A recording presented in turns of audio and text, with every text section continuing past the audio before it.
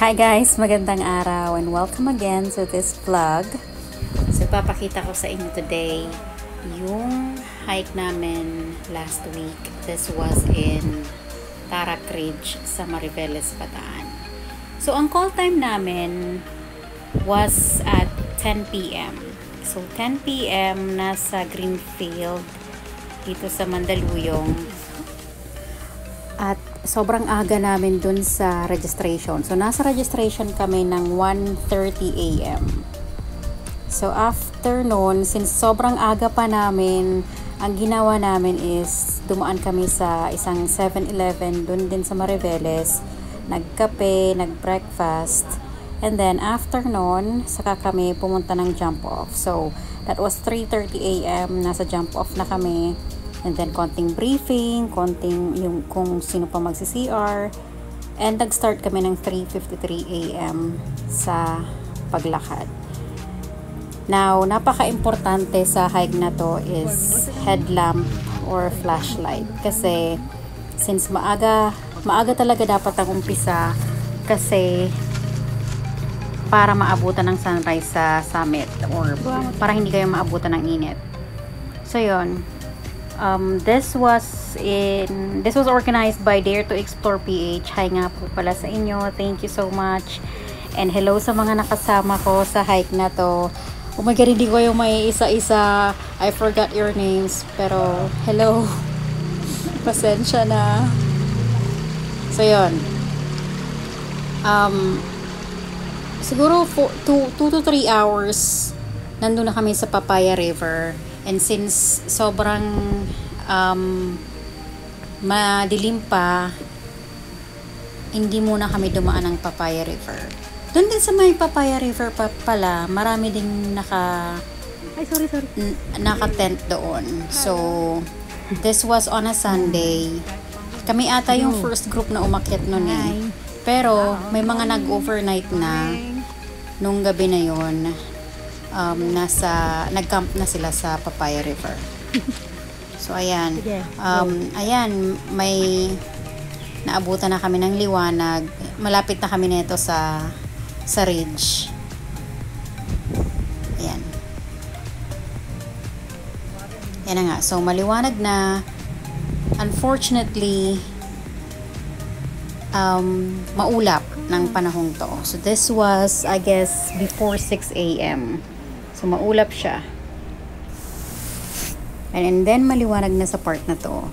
So, I guess this was mga 6 a.m. na to eh. Tita Pressy. Hi, Tita Pressy!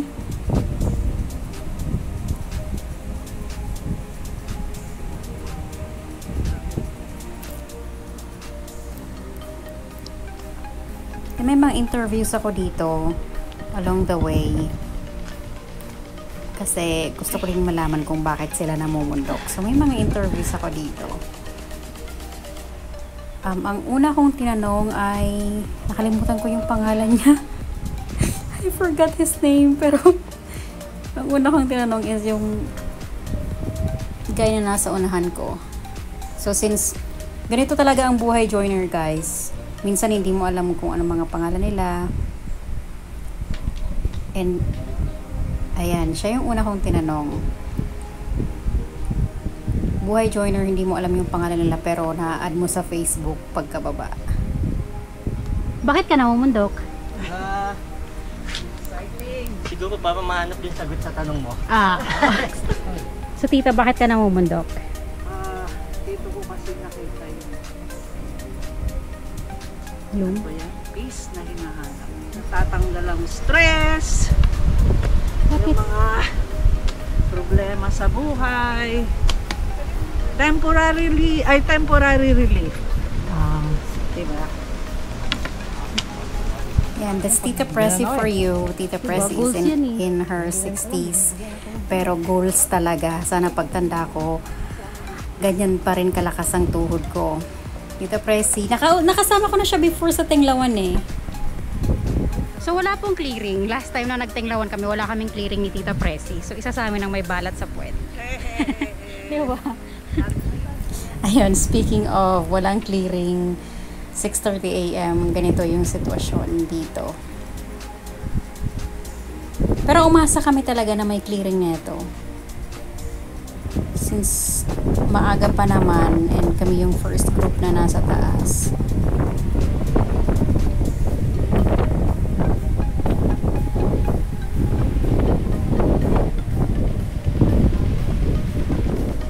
Wala kang makikita.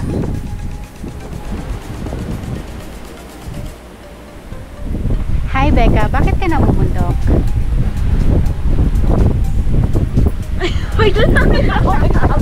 Napaisip siguro si Becca sa tanong ko. Kaya sabi niya sa akin, nung tinanong ko daw siya, may iniisip siya nung malalim. Kaya hindi siya agad nakasagot. Hi Becca! First time ko siyang makasama sa hike na to. Pero suki na rin siya ng Dare to Explore PH. Shout out sa'yo, Becca. I know may bulag kayo ni Tita Presi. Nung magmula Lunes kasi hanggang Biyernes, maganda yung mga clearing eh. Nung walang mga umakyat. Nung may umakyat na, saka doon nagkaroon ng aberya na wala ng clearing. Yan si Warren, and-explain niya sa amin na from Monday to Friday daw, maganda yung clearing. Pero nung umakyat kami, biglang naging ganito, mapag. So, ganito yung situation, mga 6:30 to pa 7 na to eh. Dito sa may ridge. So, ang ginawa namin, ayan, nakikita na yung clearing eh, mga part na yan. So, ang ginawa namin, tumambay muna kami, nag-antay kami dito sa part na to. And kung aakyat pala kayo, magdala kayo ng jacket kasi ang lakas ng hangin dito at ang lamig. So, this is Sarah. Hi Sarah, shout out sa'yo. Depressive ulit. So yun na nga, since wala pang clearing at malamig, malakas ang hangin, ang ginawa namin, tumambay kami. May part dito na pwede mong tambayan at pwede ding pagcampingan ng mga hikers. So, this was on the left side. Ma-feel mo na biglang tatahimik yung mundo mo kasi hindi na to na ano ng hangin. So yan. So dito pwedeng matulog, mag-camp. Nagpahinga muna kami dito habang nag-aantay ng clearing.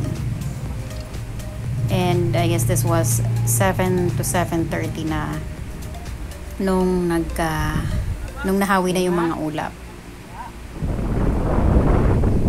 See? Pinagbigyan kami. May clearing, guys.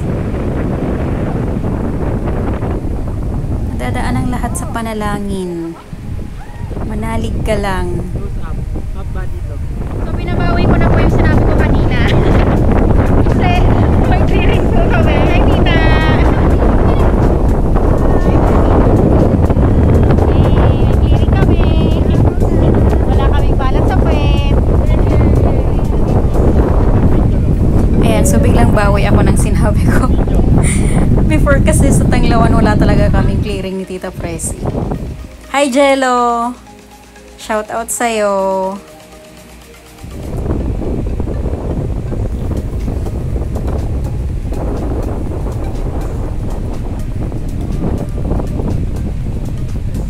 At pa-shout out na rin po sa aming co-or na si Edward.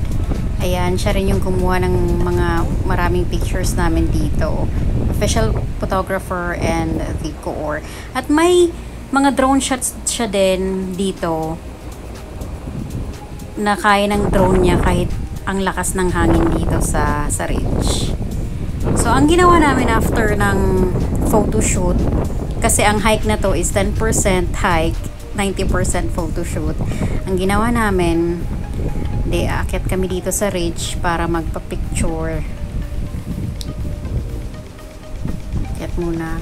So, nung panahon to, alam nyo ba, na parang feeling ko pinaglalaroan kami ng mga ulap. Kasi minsan may clearing, minsan wala. Ano na, maglalaro na lang ba tayo?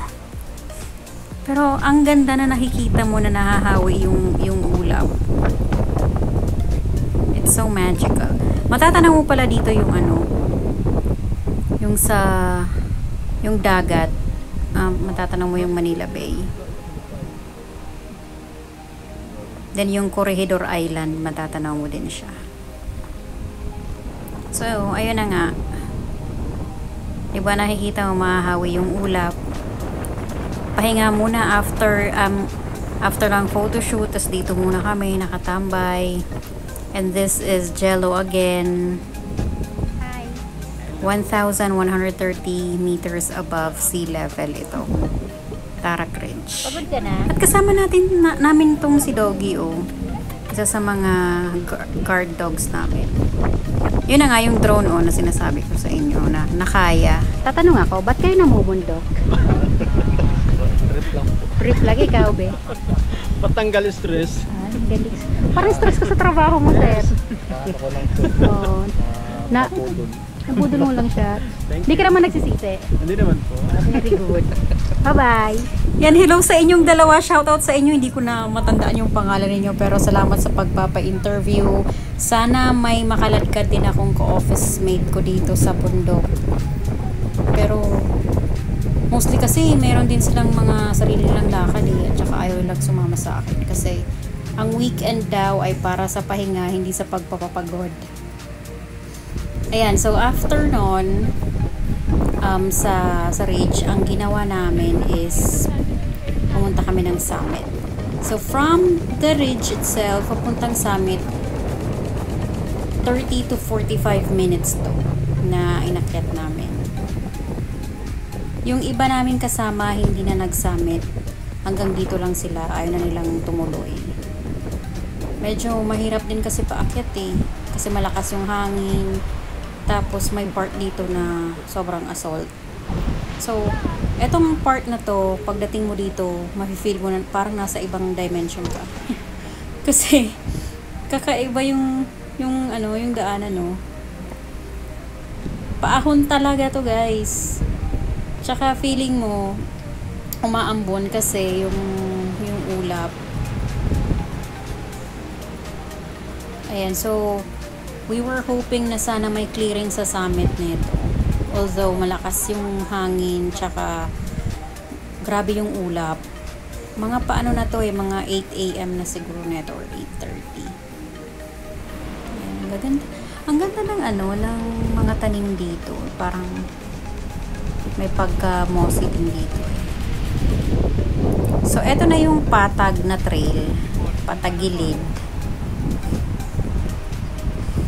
Mga ganitong trail mahirap eh kasi hindi mo matansya minsan, mga madudulas yung bato, tapos yung mga mahahawakan mo is kung reliable ba na mahahawakan, kaya magre-rely ka na lang talaga sa tuhod mo. And this is the summit. I-google ko na lang talaga kung anong itsura ng summit kasi ayan, para kami nagpa-picture ng one by one with the white background. Nagstay kami dito ng siguro mga 10 minutes din or 10 to 20 minutes para mag-antay ng clearing. Pinagbigyan naman kami ng onting mga pasilip. Ayan, may mga konting pasilip ng clearing. Pero wala eh. Sad. Yan. May mga pasilip. Siguro ang ganda dito kung may clearing. Ayan. Tapos nakatayo ka dyan nakatayo ka dito sa bato na to na tinatayuan ko. So, no choice. Nag-antay kami ng konti. And wala talaga eh. So, after nun, bumaba na kami. So, eto, pabalik na kami. By the way, this is a back trail pala. So, kung ano yung mga dinaanan namin kanina, dadaanan namin again. Pero, tatambay kami sa Papaya River after this. So, pagkababa namin from the summit, ang nakakatawa pa nito is nung nasa ridge na kami, nagka-clearing na. 'Di ba? So, eto na nga yung ridge na patag ulit. Itong part na to, napakaganda. And thank you, Kenneth. Ayan, hi Kenneth. Thank you sa pagkuha ng mga pictures pala sa akin. Shout out sa'yo. Tita Pressy. Eto si Edward. And I forgot yung pangalan ng iba kong kasama.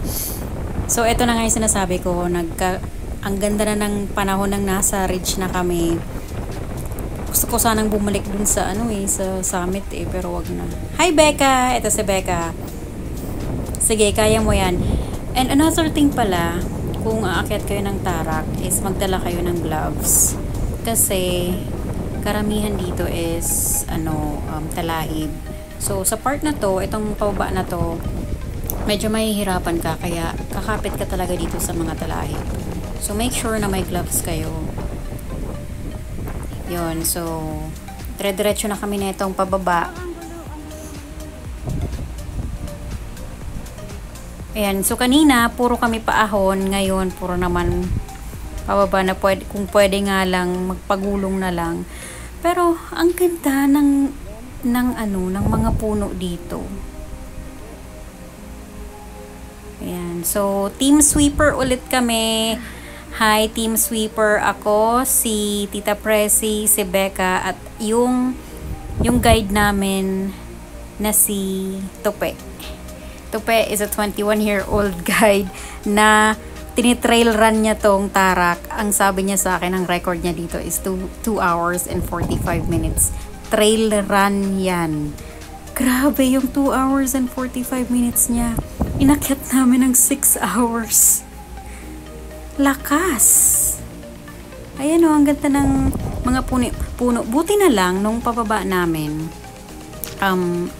buti na lang maraming mga puno. Kasi siguro kung open trail to, nakakapagod siguro. Diba? Ang ganda ng maraming puno sa isang trail kasi hindi ka mapapagod masyado. Hindi pa masyado mainit, hindi ka iitim.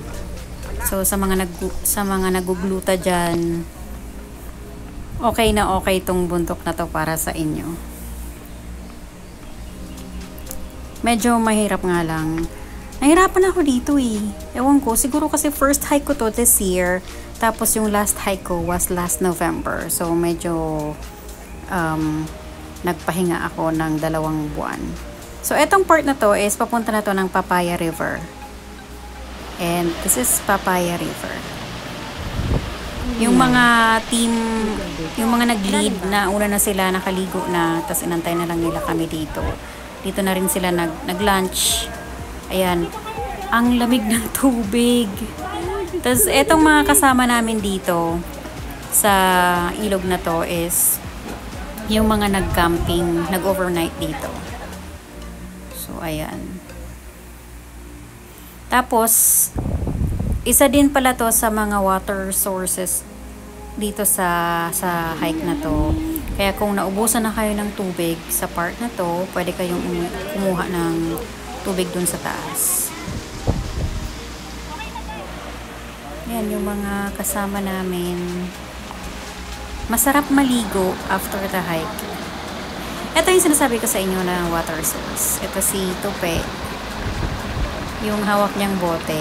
Sa akin yan. And hindi naman nasira yung tiyan ko. Siguro nasasanay na yung tiyan ko sa mga tubig sa bundok. Kasi lahat ng water sources, iniinuman ko yan. This is the magical tree dito.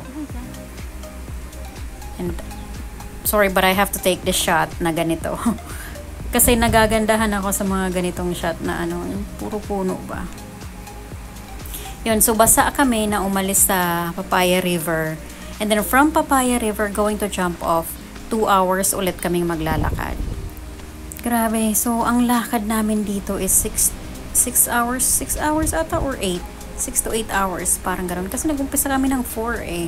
Tapos natapos kami ng alas 2 ata? Or 1:00. Ayan. So, ito yung mga... Dito sa part na to may mga residential areas. Yan, kapag nakikita mo to na patag na ulit, the legit na patag, malapit ka na sa sementong lugar ng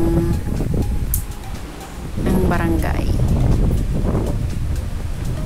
Sige, more lakad pa. Kaya kung trip nyo yung maraming lakad, dito kayo sa Tarak Ridge. Ito, malapit na kami sa semento. Bye-bye. Ayan, yung kasama naming dalawa. Hello sa inyo. I forgot your name, yung magjowa na yan. Hi. Nag-trike sila papuntang jump off. And since gusto naming sulitin yung paglalakad, naglakad kami. Ako, si Tita Press, at saka si Tupe. Malapit lang naman eh. Siguro mga less than 10 minutes lang tong lakad. Pinauna na namin sila kasi alam namin pagpunta namin doon, marami ding nakapila sa CR eh. So, etong part na to, sa unahan dito, may CR doon. Ang bayad is 25 pesos para mag-wash up ka. So, pwede maligo. Tapos, 25 pesos lang yung bayad. Hi, ayun dyan yung driver namin, si Sir Atan. Sir Atan, hello po. Shout out sa'yo. Ayan, so, nasa unahan kami ng van, si Sarah, si Tita Pressy, si Kenneth, nasa likod ko si Jello, si Becca. Nakalimutan ko na yung pangalan ng iba. Pasensya na po guys. Pero shout out sa inyo.